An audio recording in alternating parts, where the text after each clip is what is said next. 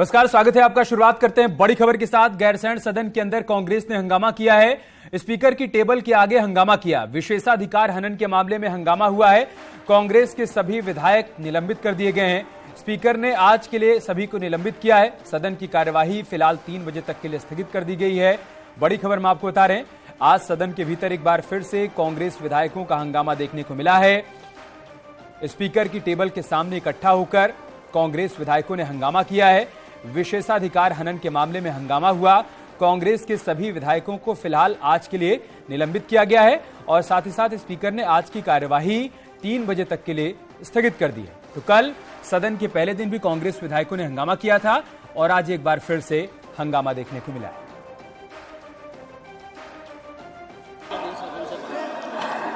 आपको इनको सदन से बाहर करिए, सदन से बाहर करिए।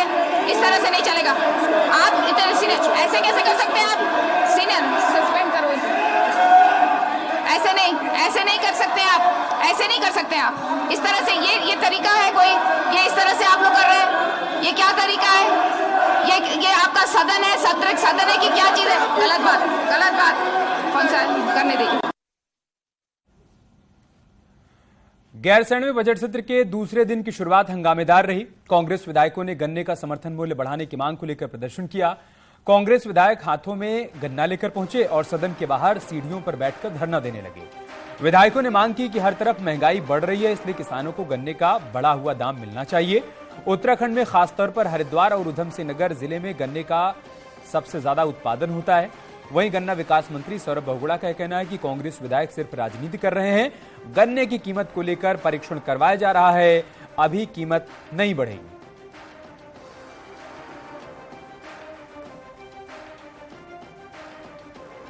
गन्ना किसानों की बहुत बड़ी समस्या है कि महंगाई के अनुपात में डीजल के दाम भी बढ़ रहे हैं और उर्वरक के दाम भी बढ़ रहे हैं, कीटनाशक के दाम भी बढ़ रहे हैं, जो खेत मजदूर है उसकी मजदूरी भी बढ़ रही है। तो आपको गन्ना लेके गैरसैंण तक आना पड़ा?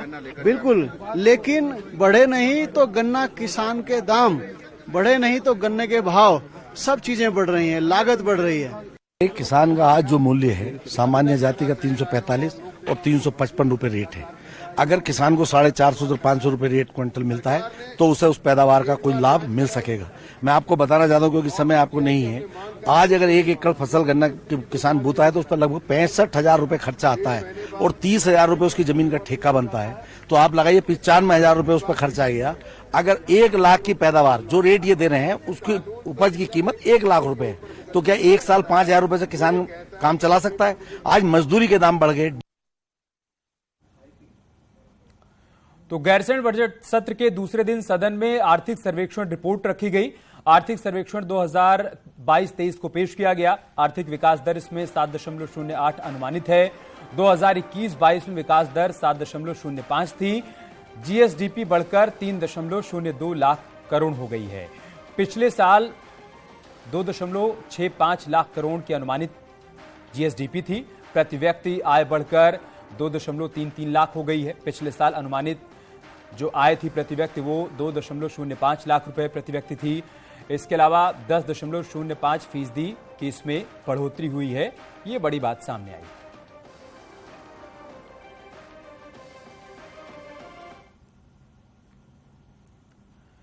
बजट सत्र के दूसरे दिन सदन में प्रश्नकाल के दौरान सिंचाई, पीडब्ल्यूडी, पर्यटन, वन क्षेत्र से जुड़े सवाल उठाए गए। मंत्री सतपाल महाराज और सुबोध उनियाल की विभागों पर चर्चा हुई। विभागों के मंत्रियों ने विपक्ष के सवालों का जवाब दिया, लेकिन कई जवाबों से विपक्ष संतुष्ट नजर नहीं आया। सदन की कार्यवाही शुरू होते ही विपक्ष ने बेरोजगारों पर लाठीचार्ज के मामले पर चर्चा की मांग की, जिस पर स्पीकर ने प्रश्नकाल के बाद चर्चा की व्यवस्था दी है।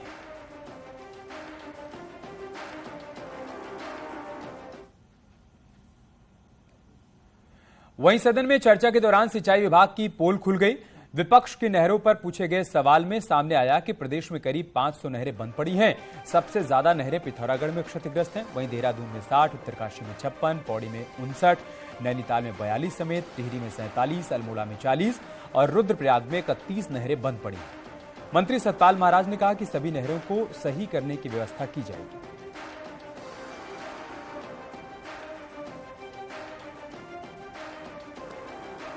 और गैरसैंण से हमारे सहयोगी सुनील नवप्रभात इस वक्त हमारे साथ जुड़ चुके हैं। सुनील, आज सदन के दूसरे दिन भी जमकर हंगामा देखने को मिला है कांग्रेस विधायकों की तरफ से, जिसके बाद सभी को आज के लिए फिलहाल निलंबित कर दिया गया और कार्यवाही भी 3 बजे तक के लिए स्थगित कर दी गई है। और क्या क्या बड़ी बातें रही आज सदन के दूसरे दिन की कार्यवाही के दौरान, और साथ ही साथ नहरों को लेकर जो स्थिति मंत्री सतपाल महाराज की तरफ से रखी गई है सदन के भीतर, उसके बारे में भी जानकारी दीजिए। देखिए, आज सुबह से ही यहाँ पर सदन में हंगामे की स्थिति रही। सुबह जब सदन की कार्रवाई शुरू हुई, उससे पहले सदन में प्रवेश करने से पहले जो कांग्रेस के विधायक थे वो गन्ना का समर्थन मूल्य घोषित करने को लेकर, उसको बढ़ाने को लेकर यहाँ पर आंदोलन कर रहे थे। उनका कहना था कि पिछले कई सालों से जो गन्ना का समर्थन मूल्य है वो नहीं बढ़ाया गया है। गन्ना मूल्य किसानों को जो लंबित मूल्य है, लंबित भुगतान है, वो अभी तक नहीं दिया गया। उसके बाद जब हम देखते हैं कि सदन की कार्रवाई शुरू होती है तो आज मंत्री सतपाल महाराज, जिनके पास 3 महत्वपूर्ण डिपार्टमेंट हैं, पर्यटन, पीडब्ल्यूडी और सिंचाई विभाग, उनके सवाल लगे हुए थे। विपक्ष, सत्ता पक्ष और विपक्ष के दोनों ही ओर से विधायकों के द्वारा अपने अपने सवाल उनसे किए गए। लेकिन एक बार फिर से देखने को मिला, जब भी विधायक मंडल दल की मीटिंग होती है, हर बार विधायकों को, मंत्रियों को ताकीद की जाती है कि वो पूरी तैयारी के साथ सदन में पहुंचे। लेकिन आज जिस तरह से सतपाल महाराज न सिर्फ विपक्ष के बल्कि वो सत्ता पक्ष के विधायकों से भी घिरते हुए नजर आए। कम से कम 7 मौके ऐसे आए अमित, ये बाकायदा हमने नोट किए हुए, एक मिनट की उनकी कार्रवाई, कम से कम 7 मौके ऐसे थे जब मंत्री सतपाल महाराज जवाब नहीं दे पाए और उनको सदन में खड़े होकर ये बात कहनी पड़ी कि वो बाद में इनका जवाब प्रेषित कर देंगे। तो ये अपने आप में एक बड़ी अनकंफर्टेबल स्थिति थी ट्रेजरी बेंच के लिए कि उनके मंत्री विपक्ष के और खासकर अपने पक्ष के, सत्ता पक्ष के विधायकों के भी सवालों के जवाब संतोषजनक तरीके से सदन में नहीं दे पाए। इसके साथ ही हंगामे की स्थिति तब पैदा हुई जब विशेषाधिकार हनन के मामलों पर स्पीकर अपना निर्णय सुना रही थी। पिछले सालों में जो विशेषाधिकार हनन के जो मामले यहाँ पर लगे थे, उन पे स्पेशल कमेटी भी बैठी थी। वो जांच रिपोर्ट आज जब स्पीकर सदन में पढ़ रही थी, इसी दौरान हंगामा हो गया। जसपुर से जो विधायक हैं, आदेश चौहान, फुरकान अहमद, उन तमाम लोगों ने स्पीकर के निर्णय से, स्पीकर के फैसले से असहमति जताते हुए सदन में हंगामा शुरू कर दिया। स्थिति इतनी बिगड़ी कि जो कांग्रेस के विधायक थे वो वेल पे तो गए ही गए, इस पर स्पीकर की टेबल के आगे भी चढ़कर उन्होंने वहां पर हंगामा किया। जो स्पीकर का कहना है कि जो रूल बुक है उसको फाड़कर वहां पर फेंका गया। तो एक बड़ी असामान्य सी स्थिति जब सदन में पैदा हो गई तो स्पीकर को कहना पड़ा। इसी पॉइंट पर एक सवाल है, तमाम विधायकों को यहाँ से बाहर किया जाए। पर एक सवाल है कि आज 3 बजे के बाद कार्यवाही में हमें क्या क्या देखने को मिल सकता है, और दूसरी बात, अब कांग्रेस विधायकों का कल क्या होगा? क्या सस्पेंशन सिर्फ आज तक रहेगा? कल वो कार्यवाही में शामिल होंगे, और शामिल होंगे तो कल से फिर उनका अप्रोच क्या रहेगा? कौन कौन से मुद्दे होंगे जो उनकी तरफ से उठाए जाएंगे?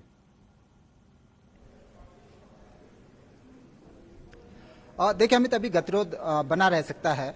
सस्पेंशन की जो कार्रवाई है वो आज तक के लिए की गई है, और फिलहाल सदन की जो कार्रवाई है वो 3 बजे तक के लिए स्थगित की गई है। लेकिन अभी जो कांग्रेस विधायकों से हमारी बातचीत हुई, उनका कहना है कि हम सदन में डटे रहेंगे। सत्ता पक्ष को या स्पीकर को अगर पुलिस बुलानी हो, मार्शल बुलानी हो, तो हम वहां पर बुला सकते हैं, हमको बाहर कर सकते हैं, लेकिन हम सदन से बाहर नहीं जाएंगे। आप देखेंगे कि मैं अभी भी विधानसभा भवन के अंदर से ये लाइव कर रहा हूं, क्योंकि बाहर मौसम खराब है, लगातार यहाँ पर बारिश हो रही है, लेकिन अंदर का जो मौसम है वो गर्माहट भरा है। सियासी तौर पर भी कांग्रेस का एक भी विधायक अभी जब सदन स्थगित हुआ उसके बाद से बाहर नहीं निकला है। आमतौर पर सदन स्थगन के साथ ही लोग लंच के लिए जाते थे, विधायक बाहर निकलते थे, लेकिन अभी तक कांग्रेस का एक भी विधायक बाहर नहीं निकला है। यानी कि कांग्रेस अपनी रणनीति बना रही है। तो स्पीकर भी संसदीय कार्य मंत्री प्रेमचंद अग्रवाल के साथ बैठे हुए हैं, उनके साथ विचार विमर्श चल रहा है, क्योंकि 3 बजे जब सदन की कार्रवाई एक बार फिर से शुरू होगी तो एक जबरदस्त गतिरोध यहाँ पर देखने को मिल सकता है कांग्रेस की ओर से। जी ठीक है, बहुत शुक्रिया।